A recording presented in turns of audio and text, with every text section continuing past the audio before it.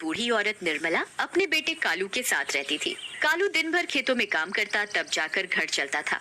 बेटे कालू, आज खेतों में जरा देर से चले जाना काम करने। क्यों माँ, क्या बात है? कुछ काम था क्या? हाँ बेटा, बकरियां भूखी हैं, जरा नदी के पास जाकर इन्हें चरा ला। ठीक है माँ, ऐसा करो, मेरा खाना बांध के दे दो, वहीं खा लूंगा। पता नहीं कितनी देर हो जाए। निर्मला खाना बांधकर कालू को दे देती है और कालू बकरियों को हाँकते हुए नदी के पास ले जाता है और सभी बकरियां अपना चढ़ने लगती हैं। चलो जी, बकरियां तो खाने में मस्त हैं। मैं जरा खाना खा लूं। कालू खाना खा लेता है। खाना खाकर उसे बहुत तेज नींद आती है। पेड़ की ठंडी ठंडी छांव के नीचे वो लेट जाता है, पर घास चुभने की वजह से वो सो नहीं पाता। तभी कालू को पेड़ पर कुछ कपड़े लटके हुए दिखते हैं। कालू उन कपड़ों को उतार कर अपने नीचे बिछा लेता है और आराम से सो जाता है। पर उसे ये नहीं पता था कि वो कपड़े एक भूत के हैं जो नदी में नहाने गया हुआ था। भूत जैसे ही नदी से बाहर आता है नहाकर, तो देखता है उसके कपड़े वहाँ नहीं है। अरे मेरे कपड़े कहाँ गए? कौन ले गया? अब मैं क्या पहनूंगा? तभी भूत को उसी पेड़ के नीचे एक आदमी दिखाई देता है जो सोया हुआ होता है उसके कपड़ों पर। भूत की आवाज सुनकर कालू उठ जाता है और इधर उधर देखता है कि आवाज कौन दे रहा है। तभी कालू को नदी में भूत दिखाई देता है। मम्मी, कौन हो भाई तुम? दिखाई नहीं देता क्या मैं कौन हूँ? आंखों से अंधे हो क्या? मैं भूत हूँ। तुम भूत हो? कहाँ से भूत हो भाई तुम? देखने से तो भूत जैसे नहीं लगते। तुम तो कोई गंदे से आदमी दिख रहे हो। ऐसा लग रहा है कई सालों से नहाए नहीं हो।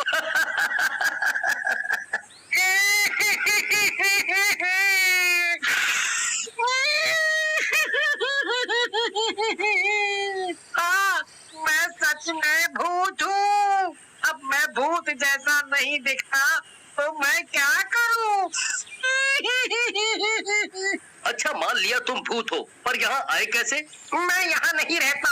हम भूतों की भी एक दुनिया है। मैं तो अपने रास्ते से ही उड़कर जा रहा था इस नदी के ऊपर से। नदी दिखी तो सोचा ठंडा ठंडा साफ पानी है, नहा लूं। मैंने अपने कपड़े उतार कर पेड़ पर रख दिए थे और नहाने चला गया था। जिन कपड़ों पर तुम सोए हुए थे वो मेरी लंगोट है।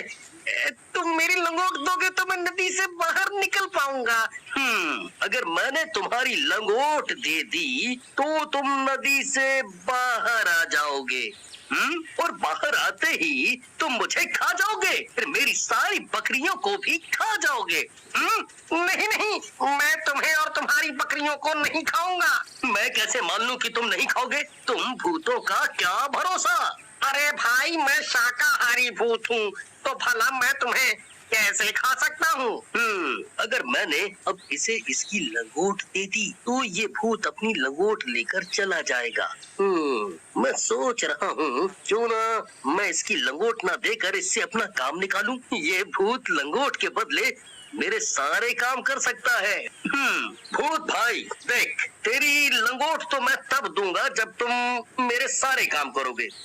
ठीक है, मैं तुम्हारे सारे काम कर दूंगा, पर तुम मुझे बाहर तो आने दो। कालू भूत को उसकी लंगोट तो नहीं देता, उसके लिए घर जाकर अपने कपड़े ले आता है और उसे अपने कपड़े पहना देता है।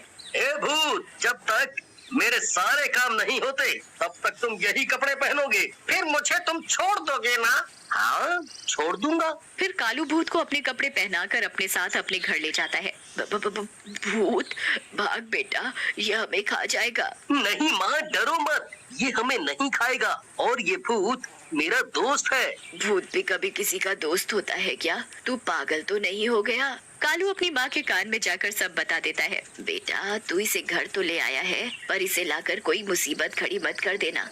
और गाँव वालों का क्या? माँ, तुम चिंता ना करो, मैं सब संभाल लूंगा। अगले दिन कालू भूत को खेतों में ले जाता है। ओ भूत, आज तुझे इस खेत में अब शुरू हो जा। ठीक है भाई, चलाता हूँ हल। कालू वहाँ एक पेड़ के ऊपर जाकर बैठ जाता है और उस भूत पर नजर रखता है। अब हो गया ना काम। लाओ दे दो मेरी लंगोट। नहीं नहीं, तुम्हें लंगोट नहीं मिल सकती। अभी मैं तुमसे और काम कराऊंगा। अभी तुम नहीं जा सकते। भूत जोर जोर से रोने लगता है। भाई मेरी लंगोट दे दो। अगर मेरे भूत भाइयों को पता चला कि मेरी लंगोट एक साधारण आदमी ने ले ली है और वो मुझे इसके बदले काम करा रहा है, तो मेरी बड़ी बदनामी होगी। ओहो, तू रोता बहुत है। अच्छा ये बता, भूख लगी है? खाना खाया?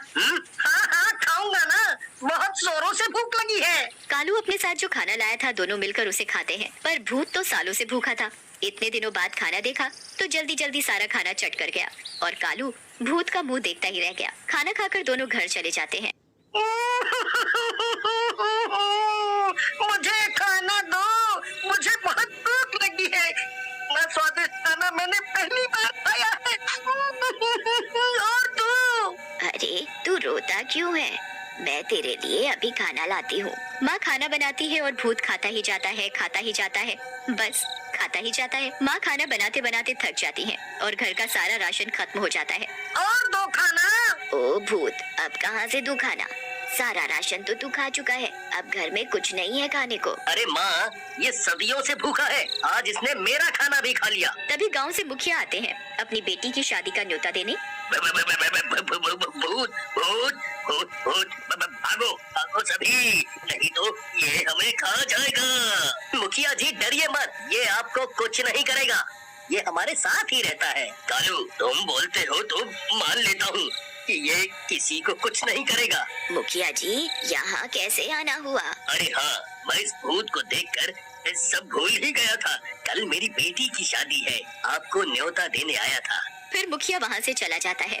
अगले दिन गांव में शादी की तैयारी चल रही होती है, तभी वहाँ कालू और भूत पहुँच जाते हैं। भागो भागो, गांव में भूत आया है, ये हमें खा जाएगा भैया। अरे अरे रुको रुको सभी, ये भूत मेरे साथ है, ये किसी को कुछ नहीं कहेगा, किसी को भी नहीं खाएगा, ये शाकाहारी भूत है। सभी गांव वाले हैरानी से देखने लगते हैं। अरे कालू भाई, भूत भी कोई शाकाहारी होता है? मजाक मत करो।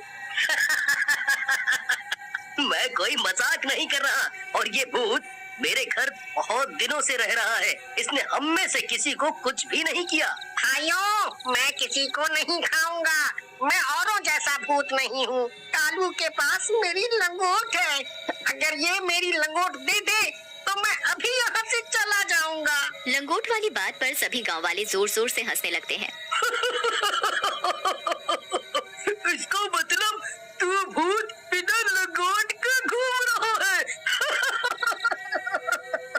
फिर सभी हंसने लगते हैं। सभी गांव वाले आपस में बातें करने में मस्त होते हैं और उधर भूत को खाने की खुशबू आ रही होती है। भूत खुशबू तक पहुंच जाता है, देखता है उसके सामने इतना बढ़िया बढ़िया खाना रखा है। वो इधर उधर देखता है कि कोई नहीं देख रहा और वो फटाफट सारा खाना चट कर जाता है। तभी एक बच्चा उसे खाना खाते देख लेता है। मुखिया जी, वो भूत ने शादी का सारा खाना खा लिया। हो, सत्यानाश हो इस भूत का। अब मैं मेहमानों को खाना कैसे खिलाऊंगा? मेरी बेटी की शादी कैसे होगी? मुखिया जी आप चिंता ना करें, ये भूत है ना, इसने खाया है, यही बनाएगा सारा खाना फिर से।